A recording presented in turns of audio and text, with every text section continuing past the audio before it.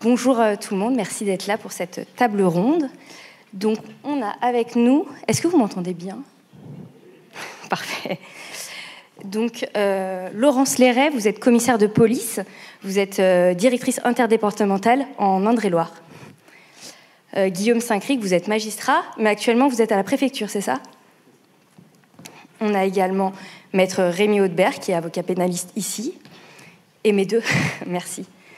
Et mes deux confrères, Éric Dussart, qui fut très longtemps chroniqueur judiciaire à La Voix du Nord, et vous, Pierrick Baudet, à Ouest France. C'est vrai que quand on m'a parlé la première fois de ce sujet, la première chose qui m'est venue à l'esprit, c'était le procès Pellico. Pourquoi? Parce qu'en fait, c'est un sujet... Dans ce sujet, en fait, il y a le mot théâtre. Le procès ultime, théâtre du fait divers. Or, on le sait, si Gisèle Pellico, elle avait demandé le huis clos, elle en avait parfaitement le droit, il lui aurait été accordé, et pourtant, on n'aurait pas saisi l'ampleur de ce sujet, on n'aurait pas saisi tout ce qu'il y avait derrière cette affaire. Pourtant, nous, on avait suivi ce dossier, on le connaissait, on avait préparé des articles, on avait suivi, on avait lu des PV, et pourtant, c'est dans la salle d'assises qu'on a compris l'ampleur de ce sujet, ce qui s'est joué dans ce dossier, et que ce fait divers était vraiment un fait de société, en fait. Si Gisèle Pellico, elle n'avait pas décidé d'ouvrir en grand les portes de ce procès, de son procès, on n'aurait pas eu des journalistes de la France entière et du monde entier, parce que franchement, c'est quand même assez rare d'entendre parler néerlandais, espagnol ou japonais devant un tribunal judiciaire. On n'aurait pas entendu parler de tous ces sujets, tout ce qui concerne la soumission chimique, tout ce qui concerne le viol conjugal, et puis des sujets sur lesquels on travaille, par exemple sur le profil des agresseurs sexuels. Nous, on travaille sur ces sujets. On sait que l'image d'Épinal, du violeur tapis dans l'ombre, elle est totalement fausse, mais elle reste encore très ancrée. Et ce procès a permis de montrer finalement une réalité méconnue du grand public. Et c'est ça peut-être aussi ce qui est intéressant dans le procès ultime théâtre, ouvrir les portes du tribunal, c'est aussi lever un pan, de raconter en fait dans ce théâtre judiciaire ce monde qui nous entoure et qui n'est pas forcément si visible aux yeux de tous, et parfois lever le pan de sujets tabous. Bon, je pense qu'on peut rentrer, on a 1h15 pour aborder un sujet extrêmement vaste, et je pense qu'on peut rentrer dans le vif du sujet. Et d'abord, en fait, j'aimerais peut-être qu'on s'arrête sur un autre mot de cette table ronde, qui est le fait divers. Alors, on ne va pas rentrer dans les détails, mais un fait divers, c'est pas n'importe quelle affaire judiciaire, c'est une affaire qui a une résonance médiatique. Et peut-être que ma première question, elle serait pour toi, Pierrick. Donc, tu es journaliste à Ouest France, je le rappelle, mais qu'est-ce qui, selon toi, fait qu'une affaire judiciaire va rencontrer une résonance médiatique? Est-ce qu'on peut à chaque fois s'en douter, ou parfois on est surpris? On peut être surpris. Tous les faits divers, il y en a tous les jours des faits divers, et tous ne donnent pas matière ou ne deviennent pas des affaires, comme on appelle. Le fait divers, c'est très large. Ça va de l'accident de la route qu'on traite tous les jours à la grande affaire criminelle. Alors, qu'est-ce qui fait qu'un fait divers devient une affaire? Effectivement, sur le procès, ce qu'on a appelé des viols de Mazan, mais qui serait plus juste d'appeler le procès de Dominique Pellico et des 50 autres accusés, c'est quand on sort du fait divers pour passer sur un fait de société.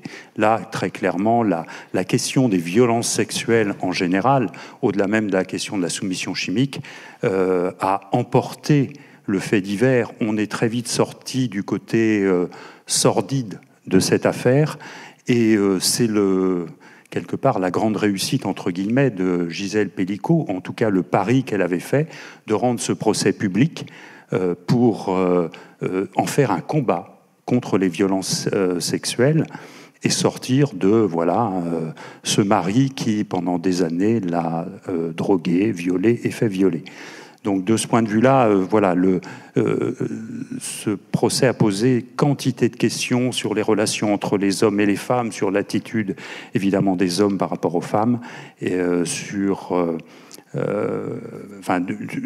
la société. Ça a soulevé plein de questions. Après, on voit bien que les crimes d'enfants, notamment, beaucoup deviennent des affaires. L'affaire Grégory, évidemment, est emblématique et est sans doute la grande affaire judiciaire d'après-guerre, parce que c'est un crime d'enfant, parce que tout le monde a en tête l'image, la photo de cet enfant souriant, des photos comme il y en a eu partout, sur tous les meubles des familles. Chacun a pu s'identifier par rapport à ce qu'a vécu la famille Villemain, parce qu'il y a eu le corbeau, parce que le corbeau, c'est derrière...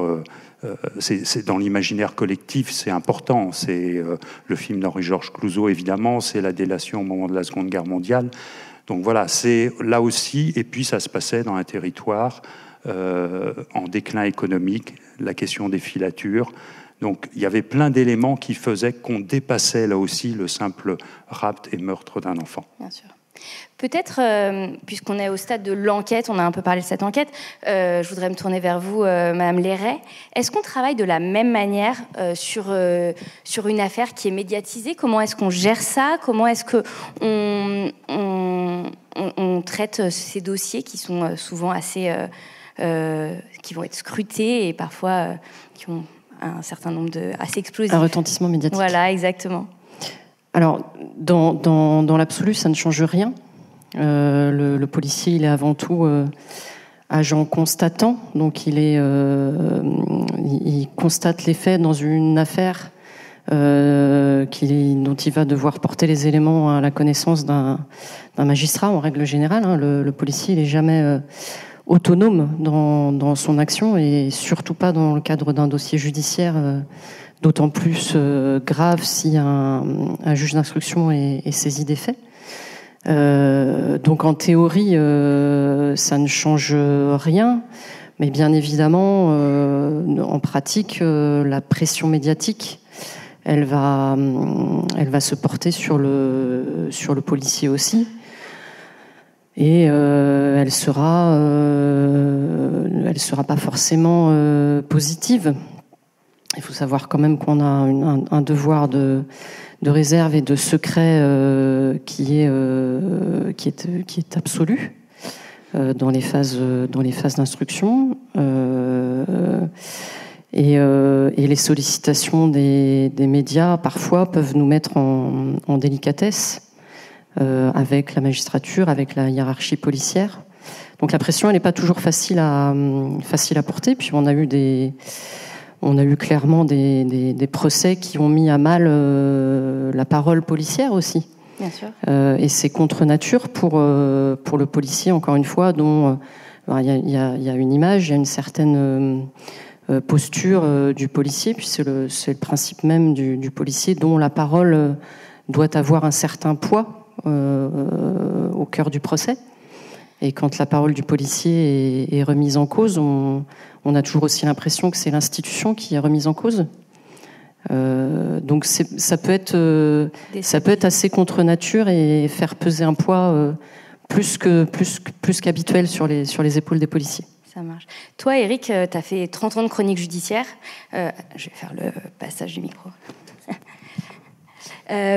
Comment est-ce qu'on raconte et on retranscrit ce qui se joue dans une cour d'assises, et surtout, est-ce que c'est très différent de couvrir le fait divers, donc jusque pendant toute la phase de l'enquête, de l'instruction, et au moment du procès, on est sur deux temps et deux temporalités extrêmement différentes. Oui, c'est très particulier en effet. Il y a une particularité qui ne bouge pas, qui n'a pas bougé. C'est gentil d'avoir rappelé que j'ai travaillé 30 ans. Mais j'ai pas dit que t'étais à la retraite. J'ai vu évoluer un tas de choses, et je vais peut-être y revenir dans un instant, mais ce qui ne bouge pas en revanche, c'est que devant une cour d'assises comme devant un tribunal, correctionnel, c'est l'un des seuls endroits où la caméra n'entre pas, l'appareil photo n'entre pas, le micro n'entre pas. Alors, il n'y a pas d'image, il n'y a pas de son, donc on ne travaille pas de la même manière, nous, qu'on soit, comme nous trois ici, journalistes de presse écrite ou dans la presse audiovisuelle. Il faut raconter. Et les images, c'est à nous de les trouver, et les faits, ce qu'on voit, c'est à nous de le rapporter, encore une fois, soit à l'oral, soit à l'écrit, de la manière la plus juste, et s'agissant de cette matière-là tout particulièrement, la plus sensible possible. Parce que c'est ça, en fait, le ultime théâtre du fait divers. À mon sens, c'est ça que ça veut dire, c'est que à l'audience viennent des choses qui ne viennent pas avant. Le fait divers, c'est on voit, et c'est ça que je voulais dire il y a un instant dans l'évolution qu'il y a eu dans nos métiers. Il y avait pas il y avait pas ce déséquilibre que j'y trouve moi aujourd'hui entre le traitement du fait divers et le traitement de l'audience. Tu trouves qu'aujourd'hui le fait divers prend plus de place dans les médias que l'audience en elle-même? On court beaucoup après les faits divers, ouais. C'est un peu. Alors on va revenir sur l'inévitable débat sur les chaînes d'info continue qui ont à nourrir. Voilà, moi j'ai rien contre les chaînes d'info continue, hein, au contraire. Mais en tout cas les faits sont là, quoi. Il faut nourrir. On court beaucoup après le fait divers, qui n'est pas un temps où on en sait autant qu'à l'audience, parce qu'à l'audience c'est là que vient le vrai contradictoire, parce que voilà, toutes les parties sont là. Pardon. C'est là qu'on débat, c'est là qu'on sort des pièces dont on n'avait même pas évoqué avant. Enfin voilà. Et un PV n'a rien à voir avec une audition. Et voilà. Et là vient. Et en fait, pour tout dire, c'est ce qui m'a tenu moi. C'est ce qui a tenu ma passion pour la chronique judiciaire pendant 30 ans. Viennent des éléments de vérité, voire la vérité, parfois, mais surtout le comportement des hommes et des femmes. Enfin, moi, à écouter, à regarder des accusés, des prévenus, des victimes, j'ai découvert des choses que je ne connaissais pas il y a 30 ans, et de l'humanité, une vraie profondeur que j'imaginais même pas. Peut-être justement pour faire suite, Monsieur Saint-Cric, comment est-ce que on gère une audience? Est-ce qu'on gère de la même manière une audience médiatique, une audience où on sait qu'il va y avoir beaucoup de public, beaucoup de médias qui vont accroître l'écho du procès, et un procès qui a lieu à huis clos? Alors, ça se gère. Je rejoins ce que vient de dire Laurence Léré. Je rejoins totalement ce qu'elle vient de dire. C'est-à-dire que il faut, face à un fait anormal, en fait, une audience anormale, il faut la traiter de la manière la plus normale possible. Et malheureusement, les magistrats sont, voilà, comme tous citoyens, ont des émotions. Certains sont moins perméables au stress que d'autres. Et évidemment, un procès médiatique, on le gère pas de la même manière. D'une part parce qu'on demande déjà à avoir plus de temps pour le préparer. Il y a un temps aussi tout repose, et aussi on est dans un système très présidentiel, hein. L'audience repose énormément sur le président. Et selon les présidents, vous avez des styles très différents. Je pense que vous avez dû en voir des très différents. Et donc il y a une vraie stratégie d'audience. C'est aussi savoir qui je fais passer en premier, quel témoin je fais passer en premier, quel expert je fais passer en premier. Donc il y a une vraie stratégie. Globalement, sur les procès très très considérables, on a quand même heureusement un peu plus de temps de préparation. Mais il y a en effet une organisation qui se met en place parce qu'il y a les médias, voilà. Cette stratégie peut varier selon l'écho qu'on imagine. Donc le président va prendre il va être plus attentif quand même à tous ces réglages qui sont nécessaires. Voilà, il faut qu'il se laisse des marges de manœuvre. Puis vous avez la gestion des jurés. Hein. Donc la gestion des jurés, c'est un vrai travail. Ça, vous ne le savez pas. Mais les jurés, c'est quand même une part d'incertitude importante. Moi, je me souviens d'un juré qui voulait sortir de la salle de délibéré parce que la pression était trop forte. Et il n'a pas le droit de sortir de la salle de délibéré. Voilà. Donc il y a ça. Donc vous savez pas forcément, alors, sauf sur les procès de terrorisme, où là vous êtes avec des magistrats professionnels, donc là la démarche est différente. Mais l'aspect gestion des jurés, c'est quelque chose de très très important. Sans quoi vous pouvez être très rapide. Je dirais qu'un président de cour d'assises qui négligerait cet aspect-là peut rapidement être mis en difficulté. Donc, un procès médiatique ne se gère pas de la même manière qu'un procès classique, clairement pas.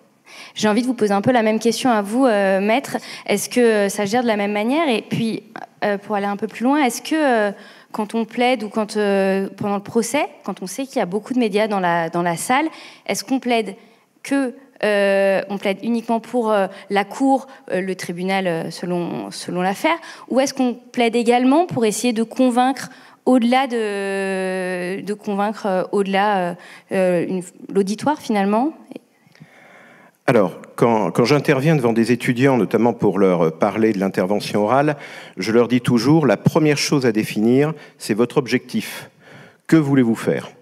Et c'est vrai qu'on a quelquefois, notamment des confrères, qui interviennent peut-être plus pour eux que pour leurs clients. J'ai tendance à être très méchant avec M. Vergès lorsqu'il y avait eu l'affaire Omar Mathieu, où on a eu l'impression qu'il y avait quand même une médiatisation sur un sujet. C'était plus le fait que l'auteur des faits, ou du moins la personne poursuivie, était étranger, et peut-être pas sur le sujet. Mais c'est vrai qu'à côté de ça, on est dans ces deux aspects. Lorsqu'on est dans un procès médiatique, on doit à la fois plaider pour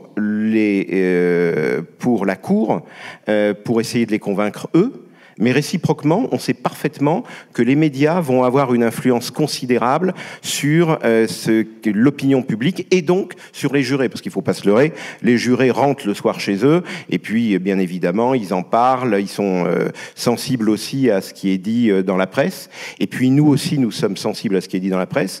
Parce Vous lisez les comptes rendus ? Pardon. Mais bien sûr qu'on lit les comptes rendus, mais tout le temps on lit les comptes rendus. On va même voir les journalistes auparavant pour leur demander qu'en avez-vous pensé, etc.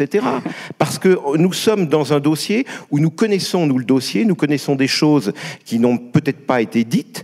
Monsieur Dissart, tout à l'heure, disait qu'il y avait quelquefois le lapin qui sortait du chapeau. Alors, théoriquement, ça ne devrait pas arriver, mais c'est vrai que c'est de plus en plus fréquent. On doit respecter un principe qui est celui de la contradiction. Et donc, théoriquement, on devrait aller devant la cour d'assises, notamment, chacun connaissant les arguments des autres personnes, mais c'est pas toujours le cas.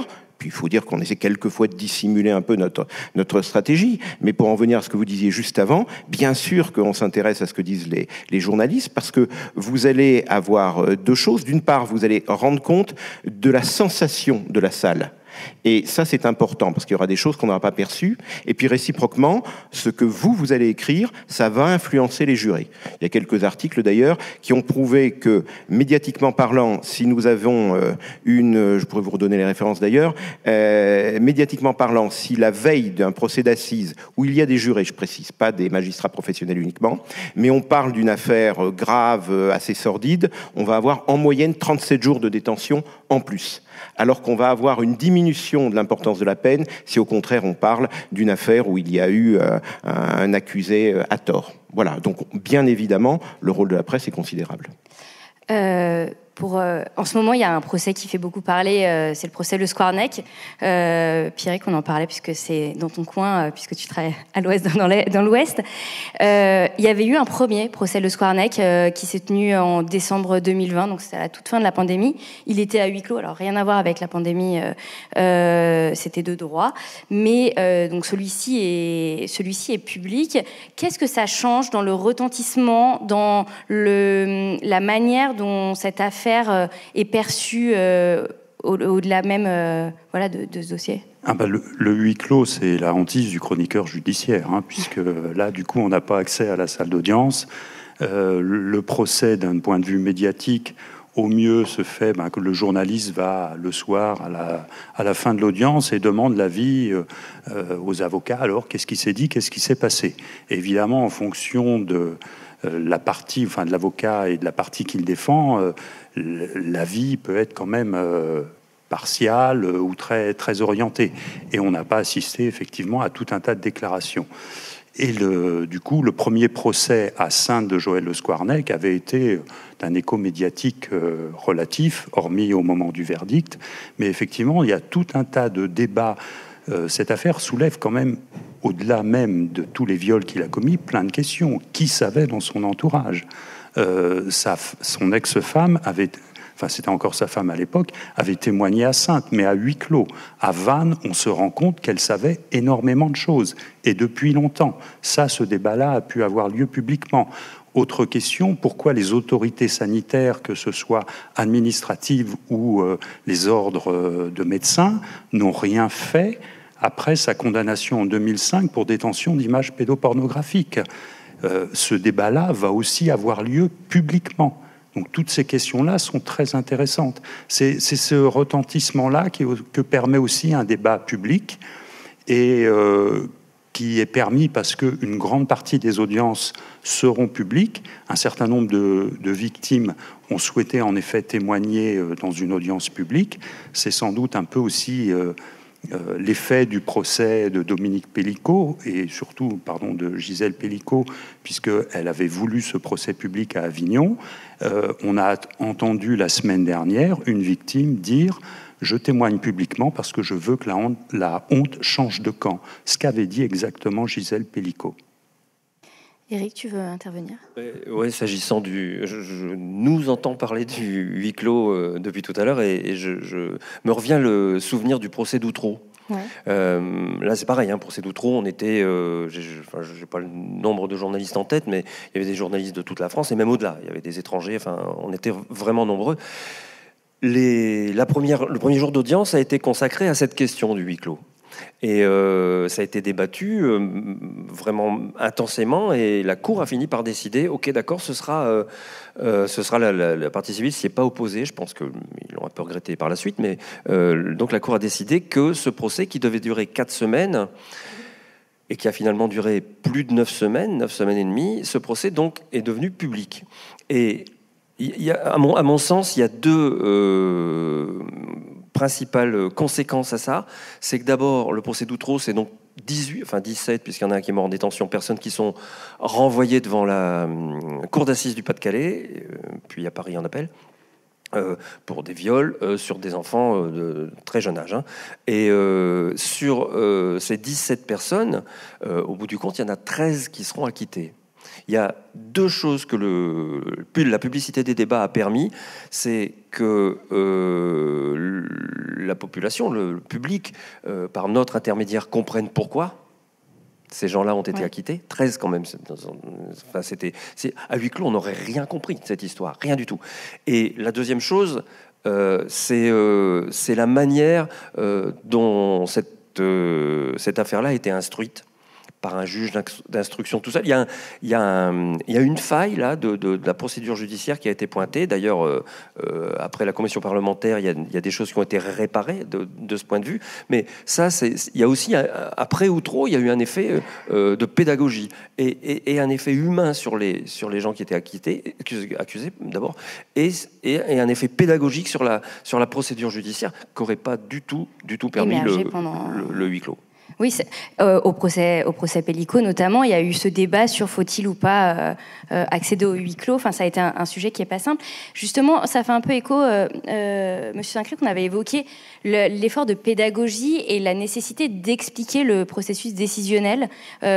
Aujourd'hui, c'est vrai qu'un procès, on peut, la première fois qu'on y assiste, être complètement perdu parce que c'est un décorum particulier, parce que c'est des on pourrait presque parler de rituel. En tout cas, c'est toute une manière de procéder qui est assez particulière. Est-ce que il y a eu cette nécessité d'expliquer, puisque la justice est rendue au nom du peuple français, d'expliquer ce que c'est, comment on fonctionne ? Moi, je suis tout à fait d'accord avec cette idée-là. Je pense qu'on n'explique pas suffisamment le fonctionnement de la justice, et notamment aux jurés. Les jurés ont très peu de temps pour comprendre. Et ils sont projetés dans un univers qu'ils ne connaissent pas. C'est très déstabilisant. Vraiment, c'est une dimension parce que vous ne voyez pas ce qui se passe en salle de délibéré, mais on aimerait. Vous avez 6 personnes, voire 9, qui ne connaissent rien à un dossier, parfois extrêmement violent. Alors, le président doit être extrêmement vigilant à ça. Donc cet effort de pédagogie, il est en effet essentiel pour mieux expliquer.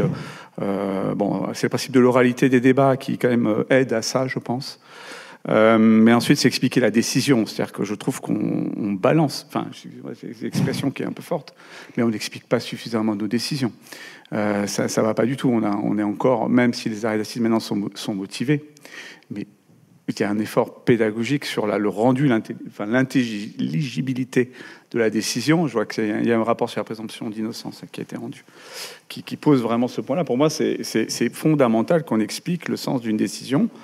Et ouvertement, c'est-à-dire que souvent les présidents déclarent coupable et prononcent la peine. Or, à un moment, sur un procès très discuté, où il y a un enjeu médiatique très fort, je pense que c'est un peu le rôle du président de dire quels sont les éléments à charge qui ont entraîné la conviction du tribunal. Ça fait partie de la motivation. Et après, d'ailleurs, c'est repris dans le jugement, et le jugement est motivé de manière écrite, et on reprend les éléments. Voilà, mais voilà, sur le huis clos, c'est jamais simple. Souvent, en Corse, on faisait des huis clos avec présence de la presse. C'était un peu spécial. Mais c'est sûr que c'est pas... Bon, la loi nous dit, hein, voilà, il est de droit parfois. C'est jamais simple. On parle du procès d'Outreau, on ne peut pas évoquer le procès d'Outreau, là, ça serait trop long d'en parler, mais c'est là où on voit une affaire médiatique qui est entraîné des dérèglements pour moi aussi, mais qui s'est plus située même presque après en appel, notamment lorsque le procureur général a pris la parole. Ça, c'est extrêmement grave, parce que le procureur général dit finalement, avant même l'audience, ils sont innocents. Voilà, ça c'est exactement le cas symptomatique d'un dérèglement de l'institution lié à l'enjeu médiatique. Après, sur le travail du juge d'instruction, du juge Bourgault, moi je serais plus mesuré sur ce sujet-là c'est bien trop complexe.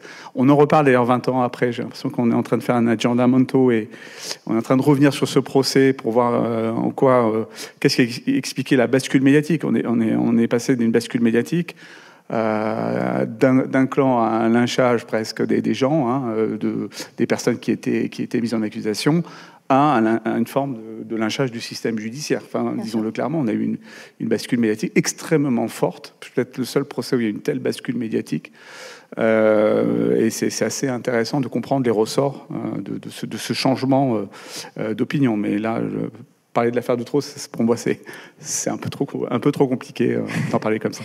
Ça marche. Madame Léret, vous, est-ce que quand quand vous suivez vos enquêtes, est-ce que vous allez également suivre le procès, en tout cas être attentive à ce qui se dit pendant le procès des affaires sur lesquelles vous avez travaillé. Et puis parfois, en tant que policière, vous pouvez être amenée à venir dans un tribunal, une cour d'assises pour expliquer votre travail, comment ça se passe. Vous l'avez un peu évoqué tout à l'heure, mais ça doit être un exercice un peu particulier. Il y a toujours un intérêt évidemment à suivre. Ça fait partie aussi de la motivation du policier de suivre un petit peu l'aboutissement de ces investigations. Donc il y a, je pense pas que ce soit choquant de dire qu'il y a une forme de gratification à emmener un auteur pour lequel, compte tenu du travail qu'on a pu effectuer, on a soi-même en tant qu'enquêteur l'intime conviction qu'il est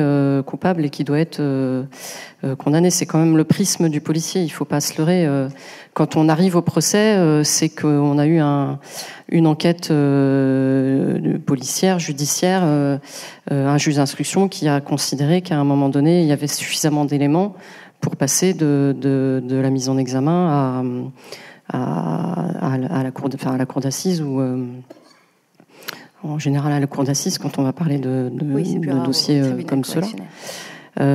Donc il y a évidemment un intérêt à suivre la suite.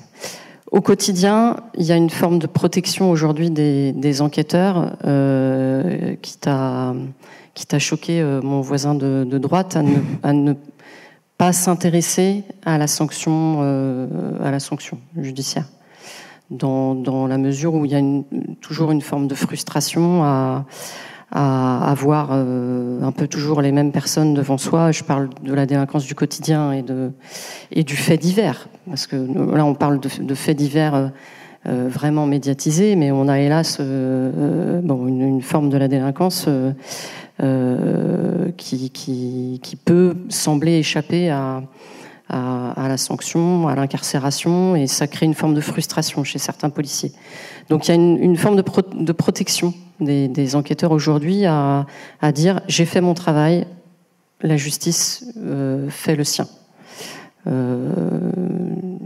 Voilà. Pour le reste, se présenter en tant que directeur d'enquête devant une cour d'assises, c'est un exercice. C'est un exercice à part entière pour lesquels les policiers de police judiciaire sont spécifiquement formés. On fait des stages et des formations assez longues pour apprendre à témoigner en cour d'assises.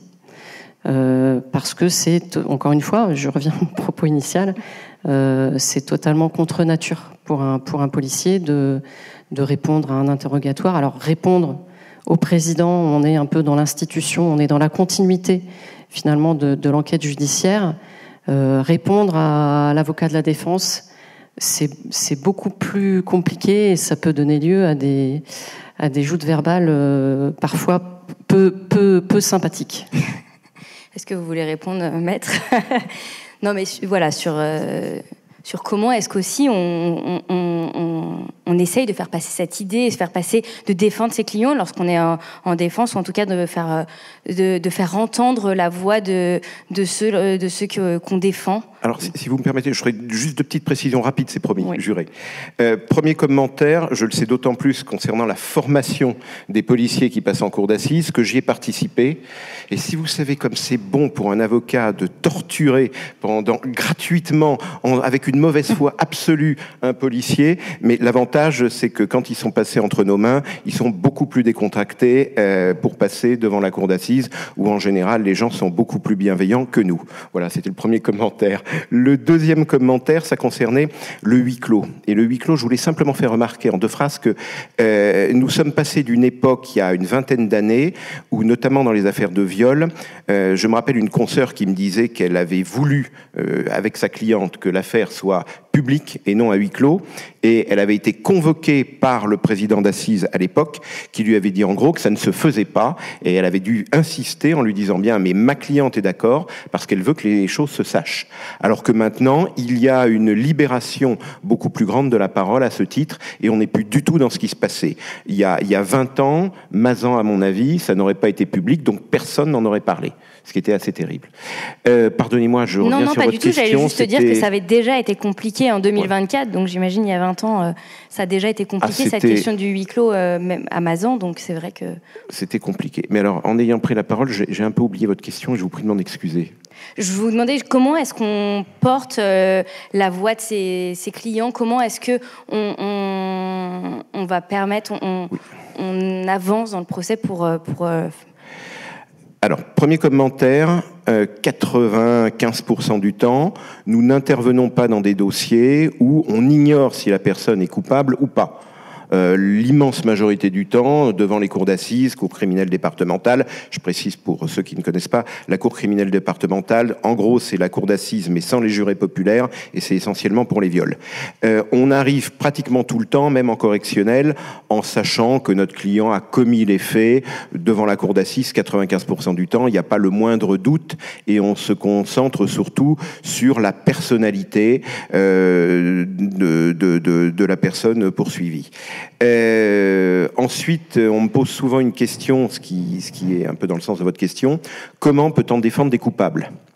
Et j'ai tendance à faire la réponse suivante, bien provocatrice. Je dis oui, d'ailleurs, quand on y réfléchit, comment a-t-on pu défendre Dreyfus, Alfred Dreyfus ? On aurait dû l'exécuter.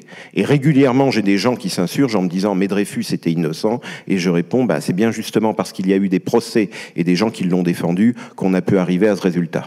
Voilà. Ça marche. Éric, comment est-ce que dans tes chroniques et d'une manière générale, comment est-ce qu'on arrive à trouver une forme d'équilibre entre la parole des uns et la parole des autres ? C'est tout un débat qui est compliqué parce qu'il faut trouver une forme. Est-ce qu'il faut systématiquement aller vers la neutralité ou pas ? La chronique judiciaire, c'est un exercice particulier. La neutralité, elle est de fait, puisque en fait, moi je dis que j'ai toujours beaucoup aimé ça, mais à l'honnêteté, je dois te dire que c'est pas très compliqué. Une chronique judiciaire, c'est vrai, c'est pas compliqué. Il y a une unité de lieu.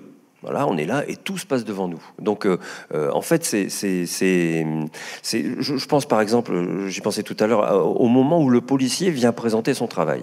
Bon, c'est vrai que on peut expliquer en quelques instants comment ça se passe. D'abord, c'est un témoin, qui soit policier ou pas, doit faire une déclaration spontanée. Voilà, ce qui fait que des fois les gens, quand ils n'ont pas l'habitude, sont un peu, pas très à l'aise. Et après seulement, on leur pose des questions. Le président, d'abord, pose des questions, et après, c'est la procédure qui veut ça. Toutes les parties posent des questions, c'est-à-dire la partie civile. C'est-à-dire le clan des victimes, souvent, l'accusation, l'avocat général, puis en dernier, la défense. Et c'est plus là qu'on a un peu bousculé souvent, hein, quand on est politique. Il y en a même qui se sont fait une spécialité de ça à une époque. Hein. Ouais. Bon, voilà. Et c'est là que l'intérêt d'être à l'intérieur pas du prétoire, mais au moins de la salle d'audience, c'est là qu'il y a tout l'intérêt, parce que prendre parti, c'est même pas force. Enfin, si c'est toujours possible, évidemment, mais alors là, c'est le summum de la mauvaise foi quand même. C'est de la malhonnêteté. C'est pas tellement notre métier. On a une carte de presse dans la poche quand même. Mais effectivement, sur certaines questions qui vont déranger un témoin ou qui vont le mettre en difficulté, parce qu'il n'avait pas trop intérêt à appuyer sur telle ou telle question, parce qu'il a oublié, voilà, ça s'est vu. J'ai des procès comme ça en tête où des témoins sont arrivés, pas forcément de mauvaise foi, mais n'ont pas dit toute la vérité. Et quand c'est au moment de la défense que ça se... Oui, effectivement, il y a des gens... Allez, on va le dire comme ça, c'est humain, on a un peu mal au cœur pour eux. Voilà, alors, on l'écrit plus ou moins adroitement, on essaie de pas les accabler, on essaie de voilà, et puis, mais c'est réciproquement, c'est vrai aussi, hein, il y a des avocats ou des avocats généraux qui se plantent dans leur questionnement. Voilà, c'est arrivé, hein, il y a je sais pas, 3 à 4 ans, dans un procès fameux, il y a un président de cour d'assises qui a été presque unanimement décrié par toute la presse. Donc voilà, alors là, voilà, c'est chacun en son fort intérieur, hein, avec il faut essayer de garder le plus d'équilibre possible, ouais, voilà, de rester, de pas accabler les gens d'un côté comme de l'autre. Pierrick, tu veux ajouter quelque chose ? Oui, peut y avoir quand même par moment une forme de déséquilibre, effectivement. En fonction du président de la cour d'assises ou de la cour criminelle, il y a des présidents qui jouent bien le jeu de donner la parole, par exemple, à l'accusé, de répondre à certaines victimes. Mais c'était pas toujours le cas. Je pense au procès des attentats du 13 novembre. On a eu une longue séquence de témoignages de victimes qui étaient évidemment plus que légitimes, mais aussi avec une phase un peu mémorielle, avec notamment les familles qui ont perdu quelqu'un au Bataclan ou sur les terrasses, et qui ont fait diffuser des photos du proche décédé dans sa jeunesse et tout. Et donc, voilà. Et pendant de longues semaines, le président de cour d'assises, lui, ne faisait plus parler les accusés. Alors il y avait une sorte de déséquilibre dans cette parole des victimes, encore une fois, qui était attendue et plus que légitime, mais il y avait aussi un côté un peu mémoriel dans ce qu'elle racontait, et ce qu'avaient souligné les avocats des accusés, voilà, jusqu'à quel point dans ces procès où il y a beaucoup de victimes, cette parole des parties civiles est prise en compte. D'accord. Sur le côté théâtre, ça implique forcément des spectateurs. En discutant avec vous, Maître Audebert, vous me disiez que vous aviez l'impression ces dernières années, en tout cas tout au long de votre carrière, que les salles d'assises, les cours d'assises étaient de plus en plus désertées. Alors c'est vrai qu'il y a forcément des exceptions et les grands procès en font partie, mais est-ce que vous avez le sentiment que l'intérêt de la justice est toujours maintenu ? Quand on regarde un peu les archives, et on s'aperçoit qu'il y avait une quantité phénoménale de gens qui venaient au procès d'assises. À Tours, j'ai pu voir à plusieurs reprises des salles d'assises, alors que ce n'était pas à huis clos bien évidemment, où il y avait 2, 3, ouvrez les guillemets, spectateurs. Des parents simplement d'ailleurs, soit de la personne poursuivie, soit de la plaignante ou du plaignant. Et là, c'est encore un terme sémantique qui me paraît intéressant de garder à l'esprit. Mais c'est vrai que autant les procès Mazan et autres sont des procès où on va en parler dans la presse, toutes les médias, et d'un autre côté, la justice classique de tous les jours est une justice qui donne l'impression de moins intéressée. Alors on a, attention quand même, les journalistes pré-justice des médias locaux qui interviennent et qui font un compte-rendu, mais c'est vrai qu'on a beaucoup moins de personnes qui viennent pour assister à cela. Peut-être ont-ils 36 chaînes sur leur télévision et qui n'estiment pas nécessaire de venir effectivement voir la réalité des choses. Ce qui induit souvent des erreurs, parce que beaucoup de gens vont nous parler de ce qu'ils ont pu voir dans des séries américaines ou des films français de fiction, et pas du tout de la réalité qu'on peut voir classiquement dans les palais de justice. Le fameux votre honneur. Le fameux votre honneur, absolument. Monsieur Saint-Cric, vous voulez ajouter quelque chose justement sur cette... alors peut-être que le mot désertion est un peu fort, mais est-ce que vous avez le sentiment que c'est plus compliqué d'intéresser les citoyens à cette matière, à cet objet qu'est la justice ? Honnêtement, ça dépend des affaires. C'est très variable. Je sais qu'en Corse, tous les villages descendaient. Mais il y avait une pression très forte dans la salle d'audience, d'ailleurs. Donc c'était extrêmement compliqué. Le but d'un président de cour d'assises, c'est quand même d'assurer la sérénité des débats. De faire en sorte qu'en fait, que le procès aille à son terme. Et c'est vrai que des fois, on parlait un peu du rôle de l'avocat, on a des défenses de rupture qui sont très très fortes, très puissantes, et sur lesquelles les magistrats ne sont pas toujours préparés non plus, et qui peuvent donner lieu à des renvois des affaires. Donc moi j'ai l'impression que quand même, ça va dépendre de la nature de l'affaire. Bon, c'est vrai que maintenant, avec les relais, c'est suivi par les médias, etc., donc les gens suivent également les chroniques judiciaires. Il n'y a plus cette habitude, en effet, d'aller, à une époque, je pense qu'il y a une habitude un peu d'aller à la cour d'assises parce que c'était un spectacle, c'était un théâtre et on y allait. Et je pense que, d'ailleurs, même quand on regarde le petit journal, les journaux périodiques du 19e siècle, c'était très relaté, c'était des romans presque, la chronique judiciaire, ça tenait sur 3 pages, 4 pages. Non, ça dépend vraiment de la nature de l'affaire. Moi je sens pas en tout cas mes procès où j'étais, il y avait toujours beaucoup de monde. D'accord. Le retentissement médiatique local était très fort, voilà, il faut gérer il faut arriver à maintenir la sérénité des débats, et je trouve que c'est de plus en plus difficile. C'est-à-dire que les défenses de rupture qui, à mon avis, sont de plus en plus nombreuses, gênent, disons-le clairement, sont pas faciles à gérer pour un président qui est parfois seul, qui peut être déstabilisé. Et je comprends, les collègues font des erreurs, ils sont humains, c'est normal, mais c'est pas facile et puis on laisse une grande parole quand même, et c'est normal.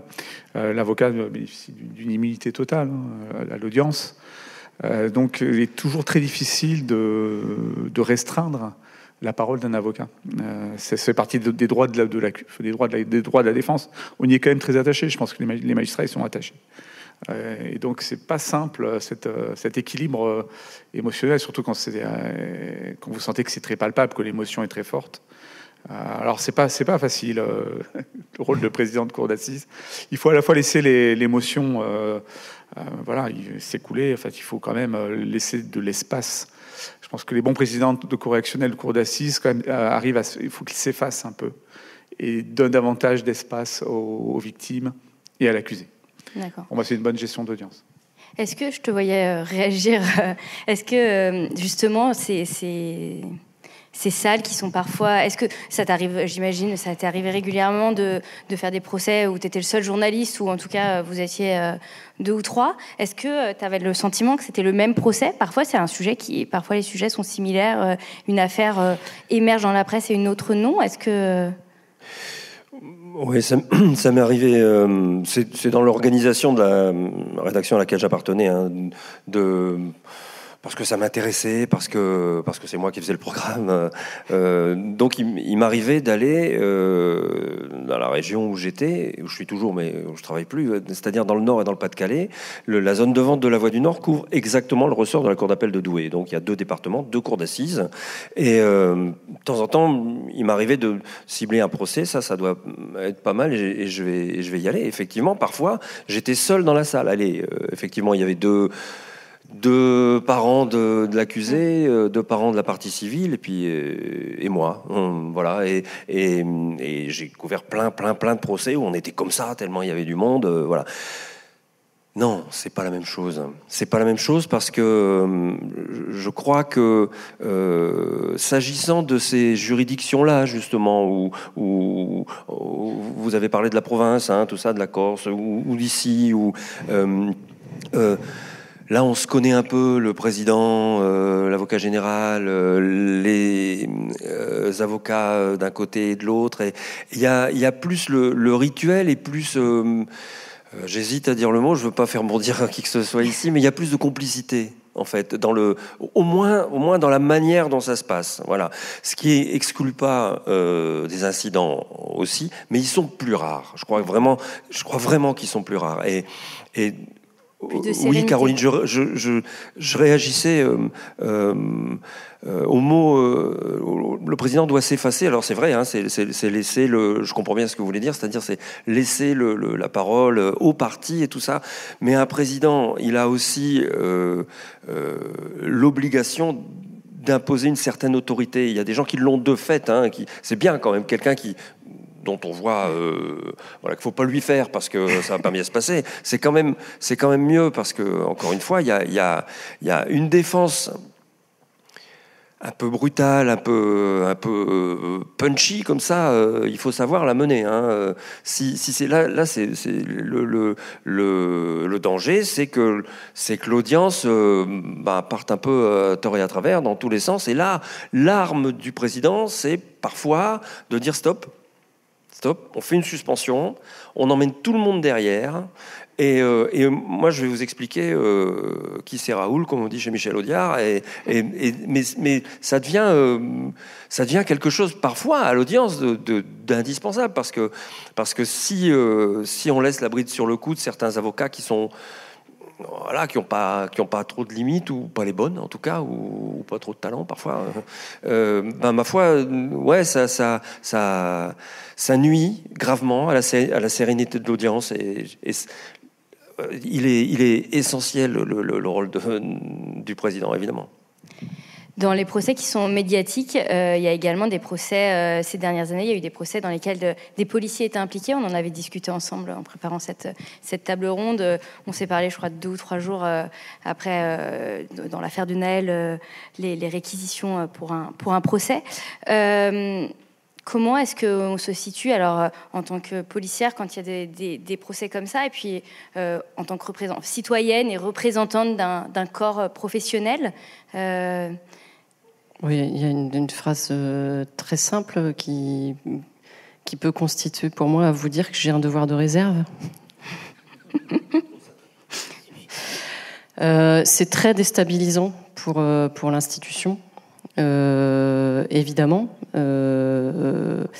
On a tous vu des images qu'on soit policiers ou autres, qui nous ont semblé choquantes, et on aime tout de même à là aussi faire confiance à l'institution, c'est-à-dire qu'on aime aussi dire qu'on a peut-être vu des images mais qu'on n'a pas tout vu, et c'est là où l'institution judiciaire, dans toute la sérénité qu'elle doit conserver face à la pression, doit être capable d'écouter, de voir et de faire la lumière sur ce qui s'est réellement passé.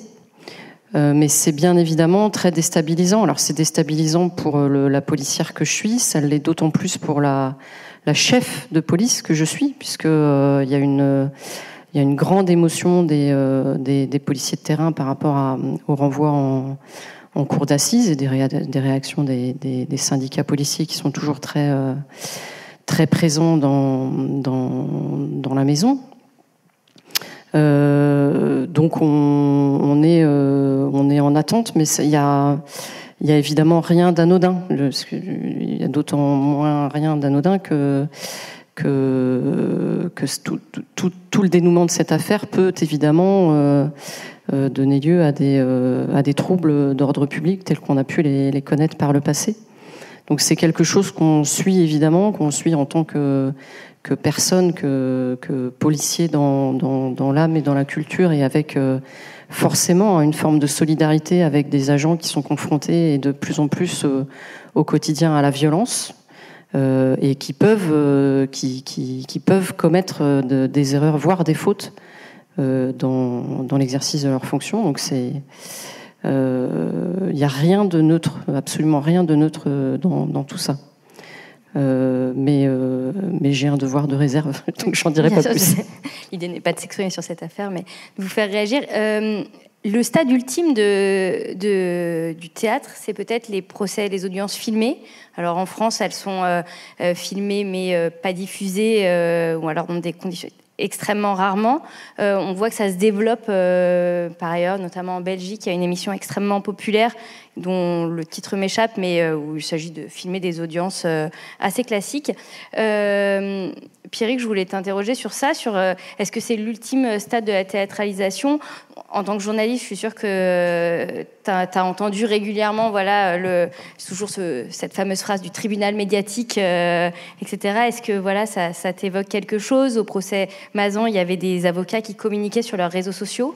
Ça fait partie d'un tout, d'une évolution dans la médiatisation des affaires. Alors, ça a commencé en France puisque le précédent ministre de la Justice a instauré, lancé une émission, mais qui est diffusée tard le soir, où on voit différentes formes de procès. Bon, je n'ai pas les chiffres, je ne suis pas sûr que ce soit forcément ultra suivi. Après, en Belgique, effectivement, cette émission est très suivie, avec aussi tous les débordements qu'on peut connaître aujourd'hui sur les réseaux sociaux, les commentaires, puisque les gens peuvent passer, s'ils sont d'accord, de manière publique, donc avec leur identité et tout. Donc, il faut être prudent. C'est vrai que, comme tu disais, Eric, dans une salle d'audience, il n'y a pas d'image, il n'y a pas de son. Ça apporte malgré tout, malgré certains des débats qui peuvent être rugueux, une certaine sérénité. Est-ce qu'il faut aller vers une publicité plus large, plus médiatisée ? Je n'en suis pas sûr. Il faut sans doute l'ouvrir encore un peu plus. Pour l'instant, hormis cette émission, les procès filmés, qui sont plutôt les procès historiques, comme le procès des attentats du 13 novembre, ne sont accessibles que des années 50 ans, je crois, ou quelque chose. Ouais. Après, donc et notamment pour les chercheurs, ou voilà, donc c'est sans doute trop lointain. Il y a sûrement quelque chose à apporter, mais de là à ouvrir les salles d'audience aux caméras, attention. Vous, Monsieur Saint-Cric, cette justice spectacle, ça, un peu ça vous, qu'est-ce que vous en pensez ? C'est vrai qu'on a toujours l'image des États-Unis. C'est ce que nous redoutons le plus, c'est le procès spectacle, voilà. Bon, il y a eu des procès aux États-Unis, comme ça, je sais pas, un procès O.J. Simpson, ou choses comme ça. Mais même en France, les procès de Ménici, quelque part, le procès des vieux procès, sont à l'origine également du fait qu'on est fermé l'accès aux enregistrements. Maintenant, ça évolue. Je pense que aujourd'hui, il faut que les magistrats aussi comprennent la nécessité d'expliquer leur métier. C'est-à-dire qu'on a un vrai travail de pédagogie à faire, mais vraiment. C'est-à-dire que nous sommes un peu dans notre tour d'ivoire quand même. Et donc, je pense que la loi Badinter avait déjà ouvert l'accès à l'enregistrement audiovisuel. Donc, il y a les grands procès, Klaus Barbie, Papon et Touvier qui ont été filmés. Si on regarde la Cour pénale internationale, je pense que c'est vraiment intéressant de regarder ce qui se passe en matière de justice internationale, parce que eux, ils enregistrent, mais en direct. Donc, c'est en streaming, et c'est donc filmé, donc, avec tout le risque. Et ça a pu être le cas, je pense notamment lors du procès de Milosevic, où on s'est servi un peu de ce procès comme tribune politique. Donc bon, c'est extrêmement encadré quand même, la mise en place des caméras dans l'enceinte judiciaire, c'est quand même très très cadré. Bon, et puis il y a tout un protocole, ce sont des points fixes. Il faut occulter les visages. Moi, je suis assez favorable quand même, à ce que la justice quand même s'ouvre davantage à ça. Je pense qu'on a la possibilité de pas sombrer dans la justice spectacle. En effet, c'est le rôle aussi du président. De justement filmer pour la pédagogie de... C'est ça, c'est-à-dire aux États-Unis, vous avez une chaîne Court TV où vous avez la programmation des procès que vous pouvez suivre. Ils ont poussé alors que ça avait été interdit pendant des années aux États-Unis, c'est la Cour suprême qui a changé la donne. Et, on voit le procès un peu de Johnny Depp récemment, on le voit même sur Netflix maintenant. C'est assez catastrophique, moi je trouve, en termes de rendu. Ça donne pas une très belle image ensuite du fonctionnement de la justice. Donc méfiance aussi. Éric, tu veux réagir là-dessus ?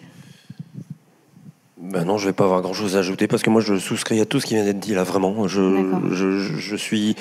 crois que effectivement, enfin, faut se souvenir, il y a des images qui existent du procès Dominici. C'est pour ça que notamment les images ont été interdites après, parce qu'il y a des journalistes qui intervenaient à l'audience, qui venaient se coller sous le nez du vieux et venaient faire des images. Enfin, ça dénaturait tout et effectivement, moi, comme Pierrick l'a dit, comme vous venez de le dire, il y a une sérénité indispensable au rendu de la justice qu'on arrive à garder comme ça. Après, bon, effectivement, les procès pour l'histoire, Touvier, Papon et les plus récents le procès de terrorisme récent, là, ça, ma foi, les chercheurs verront.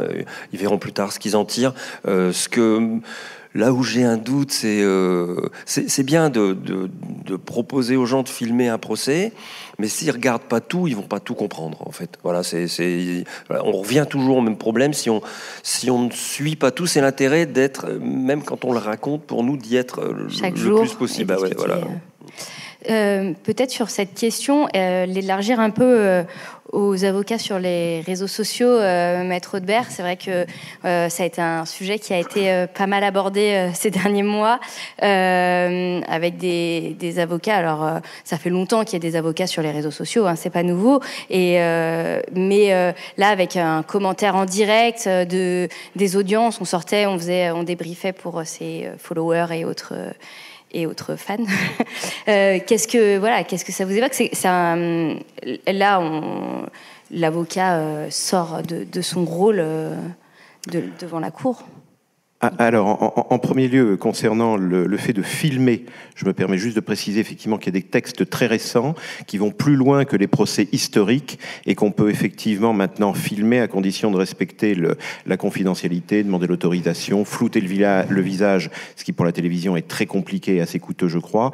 Mais pour ne pas le citer, il y a une émission Justice en France qui le fait très fréquemment et c'est assez intéressant parce qu'on floute les visages, les noms sont bipés et on a quand même cet élément intéressant, éducatif, me semble-t-il, qui permet de voir à la fois comment la justice est rendue, ce que peuvent dire les gens, et cet aspect public qui est intéressant. C'est l'aspect public du théâtre, parce que c'est à la fois un lieu où il y a des sentiments exacerbés et ça peut devenir extrêmement violent, mais c'est aussi quelque chose qui est important de montrer.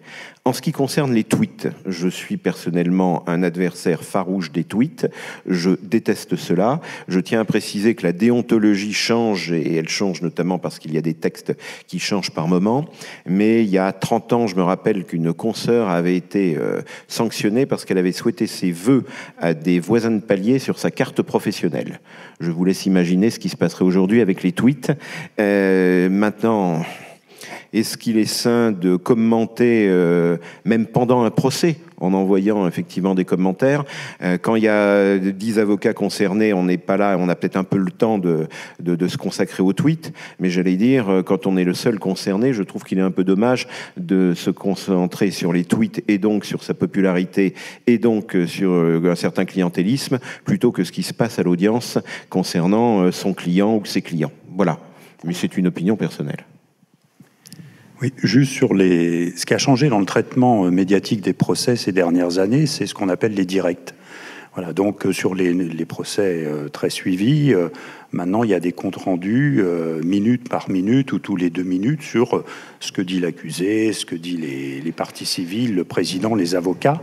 Et c'est de plus en plus suivi. Sur le procès Le Squarnec, il y a la semaine dernière, au moment des premiers interrogatoires, c'était plusieurs milliers de personnes suivaient voilà ce qu'ils disaient. C'est une forme de narration différente, c'est un exercice journalistique très difficile qui demande énormément de concentration et de garder justement la distance entre les parties tout en travaillant à chaud. C'est assez délicat à réaliser. Et ça pose un autre problème pour la justice, parce que quand les témoins sont entendus, ils sont supposés ne pas avoir assisté au débat. Or, bien souvent, avec cette forme de traitement médiatique, ils peuvent en prendre connaissance. Donc, voilà, il y a sûrement encore des formes d'équilibre et de calage à trouver. Sur justement cet effort de pédagogie, c'est vrai qu'on parle de filmer les procès. Au niveau de l'enquête, il y a le secret de l'enquête. C'est plus compliqué d'aller. Mais malgré tout, est-ce que vous pensez qu'il y a un effort de pédagogie à faire? On entend souvent, nous journalistes, il y a le temps des médias, il y a le temps de l'enquête, c'est pas le même, etc. Est-ce que parfois il y a une incompréhension du temps nécessaire à faire avancer les choses? Est-ce que ça peut trouver des formes, évidemment, pour l'expliquer, mais il y a une nécessité d'expliquer comment ça marche de l'intérieur? Ça, je serais tentée de dire, c'est presque à vous de nous le dire. C'est vrai qu'on a cette culture du secret aussi, parce que le policier, dans ses auditions, alors en présence de l'avocat maintenant depuis quelques années, mais il a besoin d'avoir une sérénité et il doit pas être exposé, il doit pas être détourné de sa mission première et garder son sang-froid, son indépendance de vue. Donc il n'y a pas notamment même par rapport à, moi je vois la publicité des débats. C'est vrai qu'on a sans doute trop tendance à dire laisser la police ou laisser la justice faire son travail. C'est sans doute plus très audible aujourd'hui. L'effort de pédagogie, on peut très peu médiatiser nous au niveau policier. On est très encadré, encore une fois. On est sous l'autorité du procureur de la République, qui la plupart du temps ne souhaitera pas communiquer sur une affaire en cours, encore moins comme je le disais sur le temps d'instruction, et expliquer la difficulté aujourd'hui de la procédure.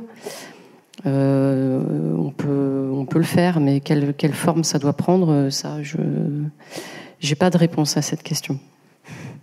Éric, quand on court un procès, on sait quand ça commence et on sait comment ça va commencer. Pas forcément la tournure des choses. Parfois, il arrive extrêmement fréquemment qu'on soit surpris de la nature du procès. Comment est-ce que justement on s'adapte à... C'est pas un scénario qui est écrit à l'avance. C'est d'ailleurs tout l'enjeu et l'intérêt, heureusement. Comment est-ce qu'on... Non, on a vu des procès. Alors, effectivement, il y a parfois, je crois que c'est le plus grand nombre de procès quand les faits sont connus, reconnus. Là, on a généralement. Il est quand même assez rare qu'il y ait des surprises. Hein. On a vu des gens reconnaître un petit peu par la force. Je pense à Patrick Dils, bien sûr. Mais c'est vraiment très rare. Et puis effectivement, il y a ces procès où les faits sont contestés. Et alors je parlais tout à l'heure d'Outreau, on est passé de 4 semaines à 9,5, mais là aussi, c'est un cas extrême. Hein, mais effectivement, il y a ce qu'on appelle des moments d'audience. L'un de nos confrères appelait ça les frissons d'assises. Frissons d'assises. Voilà. Et ça, c'est des moments. Je le disais tout à l'heure, je veux pas avoir l'air d'insister sur mais c'est des moments d'une humanité exceptionnelle. Les procès notamment les procès d'assises, les procès criminels, donnent lieu parfois à des moments d'audience extraordinaires quand je sais pas, quand un accusé fait un pas vers sa victime, moi il me revient le moment où Guy Georges, alors je vous parle Nathan, mais j'ai jamais oublié ça, quoi. Guy Georges accusé de 7 viol et meurtre sur 7 jeunes femmes différentes, qui nie, et à un moment à l'audience bah oui, c'est moi, quoi. Voilà, et ça c'est des. Faut voir les bancs des parties civiles, en l'occurrence, puisqu'il y a du monde, réagir chacun et chacune à sa manière. Enfin, il y a des gens qui s'effondraient, d'autres qui disaient ah enfin, et qui pensaient à leurs proches. Enfin, voilà, et puis au bout du compte, Guy Georges. Ça l'a soulagé l'affaire, quoi. Voilà, puisque je parlais d'Outreau, il y a eu ce moment aussi où Myriam Badawi, qui a accusé pendant des mois et des mois un chauffeur de taxi, un huissier de justice, une boulangère, d'avoir violé ses enfants, et à un moment, en plein milieu de l'audience, elle se lève parce que trop c'est trop, parce que les avocats de la défense l'ont mis devant ses contradictions, et elle n'y arrive plus. Elle voit bien que même ses enfants souffrent de ses propres mensonges. Elle se lève, puis elle dit: je suis malade, j'ai menti, voilà, je t'ai accusé, mais t'as rien fait, toi t'as rien fait, toi t'as rien. C'est des moments d'audience vertigineux. Ouais, c'est vertigineux, ouais, voilà. Et ça, ouais, c'est l'ultime théâtre. Bien ouais. sûr, c'est pour ça. L'ultime théâtre. Je vous voyais réagir, Monsieur Saint-Cric, justement sur ce qu'entre nous on appelle frisson d'assises, c'est-à-dire ce moment. Partager les mêmes moments, ouais, c'est sûr, ce sont des moments exceptionnels. Justement, la reconnaissance, les aveux de l'accusé, ça reste toujours. Et on voit à quel point ça libère aussi les victimes. Et il y a un avant-procès, enfin, le procès dans ces cas-là, lorsqu'il y a un moment comme ça, c'est un véritable tournant où finalement on mène son audience de la même manière. Non, c'est un tournant, forcément que c'est un tournant. C'est pas facile là aussi la stratégie de l'avocat de savoir comment il se positionne par rapport à ça aussi. Hein. C'est pas simple. J'ai vu un avocat requérir en disant, c'était une remarquable plaidoirie, en disant, il va vous dire, il va nier les faits et je ne suivrai pas. C'est assez impressionnant d'ailleurs, très courageux de sa part. C'était une des meilleures plaidoiries auxquelles j'ai assisté. Mais c'est voilà, le Badinter disait que le cœur d'un procès, c'est l'audience. Et c'est vrai qu'il y a ces moments qui sont rares, où finalement, on voit que l'accusé a progressé, a réfléchi, et ça change tout. Donc, Pour revenir sur le secret de l'enquête et de l'instruction, moi, je suis assez ferme quand j'étais au parquet, notamment en Corse. C'est fondamental. Enfin, le secret de l'enquête et de l'instruction, c'est un principe pour moi intangible, sur lequel on ne peut pas transiger. On a eu trop d'enquêtes polluées par des informations, perquisitions ratées, etc. En revanche, il y a cette fenêtre, c'est vrai, pour le procureur, qui lui permet de communiquer. Parfois, il doit le faire parce que c'est un procès médiatique. Et l'exercice n'est jamais simple, hein. Honnêtement. On est toujours critiqué quand on fait son exercice. Moi, je l'avais fait une fois et je m'étais un peu inspiré de François Molins, qui avait été mon procureur à Bobigny. Et j'ai voulu faire la même chose, et j'ai eu la PJ qui m'a appelé en me disant: mais c'est quoi cette histoire? On apprend aussi. Mais véritablement, le secret de l'enquête, de l'information. Et je suis parfois, vous voyez, je suis content que la Cour de cassation ait jugé dans ce sens-là. Il y a eu parfois des documentaires où on filme les perquisitions. Donc la Cour de cassation a tranché de manière très claire en disant que ça entraîne la nullité de la procédure. Et ça il était vraiment temps de le faire, parce qu'il y a un moment où vraiment il faut laisser les enquêtes faire leur travail, faire confiance dans notre institution républicaine. Et après, en effet, il y aura l'espace pour les droits de la défense, il y aura l'accès au dossier. Mais on est quand même sur des procès de plus en plus compliqués et de plus en plus difficiles, notamment en matière de grand banditisme, où il faut être vraiment extrêmement prudent. D'accord. On parle souvent là on parle à cette table ronde du procès ultime théâtre du fait divers, mais est-ce que le procès clôt le fait divers, Pierrick? Est-ce que c'est un point final, ou est-ce que parfois l'affaire continue à vivre? De quoi on se souvient Alors, le procès, non. Les procès, peut-être, mais depuis une vingtaine d'années maintenant, il y a des procès en appel aux assises, ce qui n'était pas le cas avant. Donc, généralement, il y a aussi, en fonction de la position de l'accusé, des stratégies de défense. On sait qu'il y a un premier procès, il y aura automatiquement un deuxième procès. Donc, voilà. Tout dépend aussi de quel point de vue on se place pour les victimes. Le procès, c'est pas une étape ultime. Je reviens au procès de Joël de Squarnec. Toutes les victimes qui ont été violées ou agressées sexuellement, c'est une étape importante, évidemment. la semaine dernière, la première victime à avoir témoigné, elle se souvenait des faits, mais on ne l'avait jamais cru. Jamais. Ni sa mère, ni le gynécologue qu'elle avait vu très peu de temps après, ni après ses proches. Et là, pour la première fois, même Joëlle Le Squarnec a fini par tout reconnaître. Et pour elle, mais quel soulagement. On l'a vu. Ses épaules se sont affaissées. Voilà. Donc peut-être pour elle, ça va être le début de quelque chose. Justement, ce n'est pas la fin, c'est le début d'une reconstruction, d'une nouvelle étape de vie. Donc pour les victimes, c'est une étape importante, mais ce n'est pas la fin. Pour les accusés, effectivement, il n'en est pas forcément de même. Mais voilà, ça peut être... mais on voit souvent, il y a tout un tas de rebondissements. Je pensais à l'affaire Daval. On pensait qu'avec le procès, c'était terminé. Et puis, la famille, pour elle, la famille d'Alexia, c'est pas terminé. Elle a engagé une procédure pour dénonciation calomnieuse. Elle n'a pas obtenu gain de cause en première instance. Il y a un appel qui aura lieu là en cette fin de semaine. Donc, ça peut être difficile des fois pour des parties de lâcher prise aussi. Il faut, mais c'est facile à dire de ma place, hein. Mais savoir passer à autre chose, mais ça peut être très compliqué. Sur les gros procès, c'est vrai que certaines victimes disaient que la fin d'un procès était, je pense au procès du 13 novembre, un peu vertigineuse pour elles, puisque c'était une étape qui se terminait. Il n'y a pas eu d'appel, donc forcément c'était vraiment la fin, et en même temps une autre étape qui s'ouvre et dont ils ne savent pas de quoi sera fait cette étape. Est-ce que vous restez en contact avec vos clients après le procès ? Quel lien une fois que c'est fini, une fois que le jugement, le verdict est rendu, quel lien on garde ?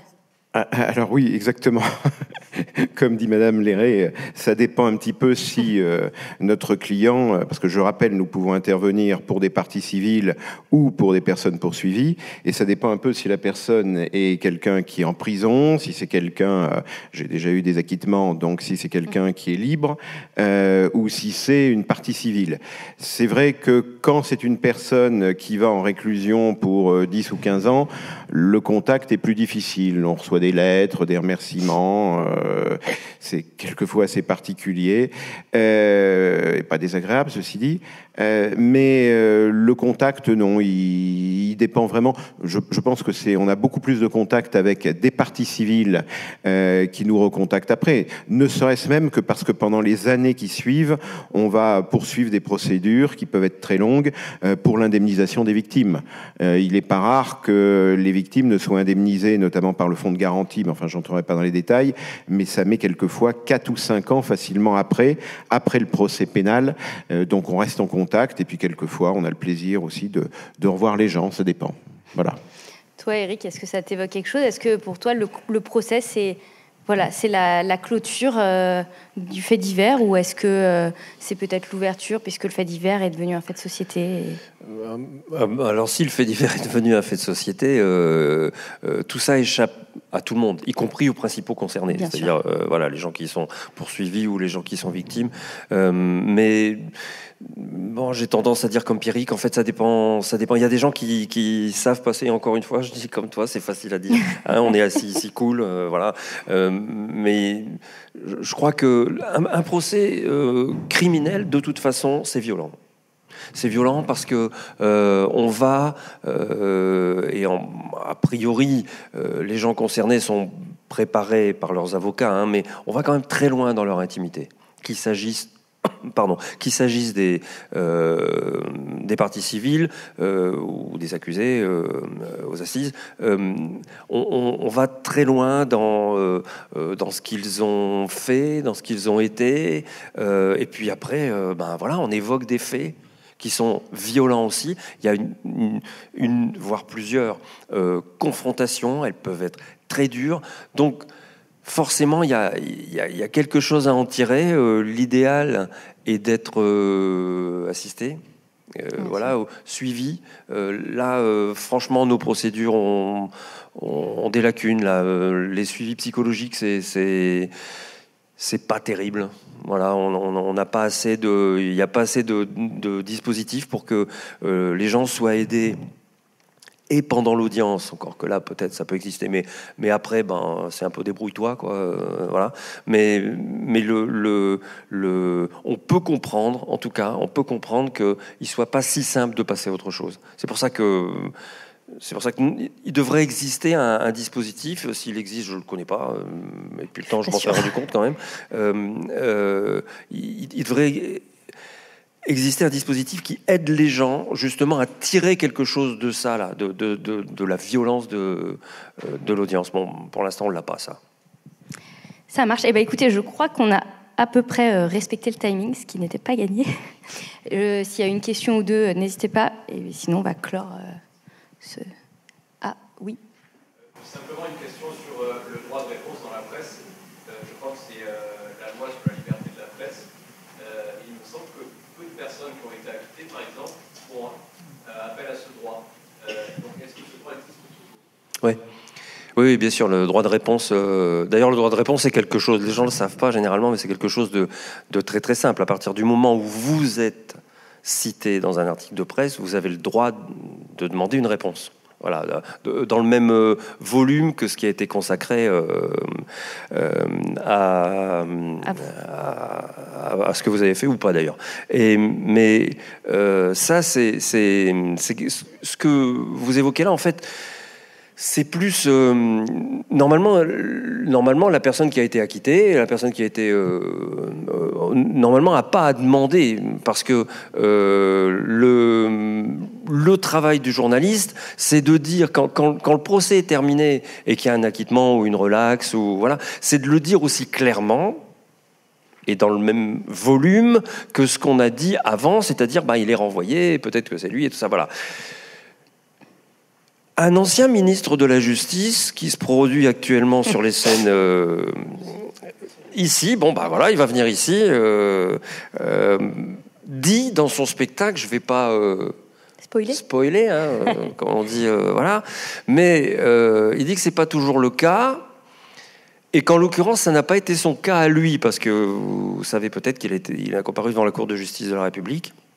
Et alors, il est sur scène comme ça, et il montre des articles de certains journaux qu'on connaît bien, où on annonce qu'il est renvoyé, et voilà, qu'il a des problèmes avec la justice et tout ça. Et puis après, il est mis hors de cause par la Cour de justice de la République. Et c'est deux petits appels comme ça en une des mêmes journaux pour dire que non, finalement, voilà, il est mis hors de cause. Bon. C'est généralement je vais pas la me norme. disputer avec Éric Dupond-Moretti. Je pense que là, il parle de son propre cas et que c'est un cas extrêmement particulier. J'ai envie de croire, monsieur, que dans cette profession que j'ai tellement aimée, il y a une grande partie des gens qui s'attachent à ça, à dire aussi clairement une vérité, même si c'est pas celle qu'on a laissé entendre au début. On dit non, voilà, on a présenté quelqu'un, on a dit qu'il allait comparaître, et ça laisse paraître que peut-être quand il est mis hors de cause, je crois qu'on a la même volonté de le faire. Je quitte cette profession en pensant que c'est le cas, en l'espérant de toutes mes forces en tout cas. Tu veux ajouter quelque chose ? Juste une précision, on est aussi de plus en plus confronté, outre le droit de réponse, au droit à l'oubli. Quand on raconte un procès d'assises, une personne est condamnée et en fonction des journaux, on donne l'identité. Et au bout d'un certain temps, on a de plus en plus de courriers de personnes qui nous disent « Ouais, mais vous avez donné mon nom à telle époque, tel moment, c'est bon, il s'est écoulé tant de temps. » Voilà. Donc, on entend ces demandes, on a mis en place, par exemple, une procédure, et puis après, on jauge si la demande est recevable ou pas, mais c'est une demande à laquelle on est de plus en plus confronté.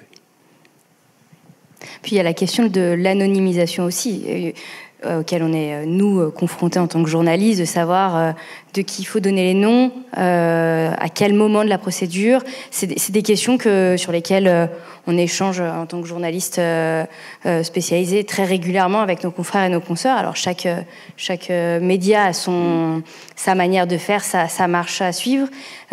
Souvent, on a une marche à suivre et parfois, on est obligé d'en dévier parce qu'on estime que dans un cas ou dans un autre, c'est un peu plus compliqué de s'y tenir. Et ça fait partie de tout ça, justement, d'à la fois raconter la société et en même temps de ne pas exposer, de ne pas venir par fracas dans la vie de certaines personnes aussi. Oui, si je peux juste préciser, c'est effectivement la loi sur la presse de 1881 qui prévoit un droit de réponse dans le délai de 3 mois après une parution. Non seulement, bien évidemment, dans le cas où une personne a fait l'objet d'un acquittement devant la cour d'assises ou la cour criminelle départementale ou d'une relaxe devant les autres juridictions, mais également dans tous les cas où cette personne est mise en cause. Donc ça va plus loin.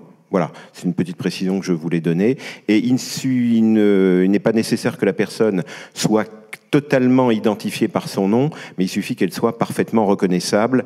Et je vais d'ailleurs avoir un droit de réponse qui va s'appliquer dans la Nouvelle République dans quelques semaines. Voilà.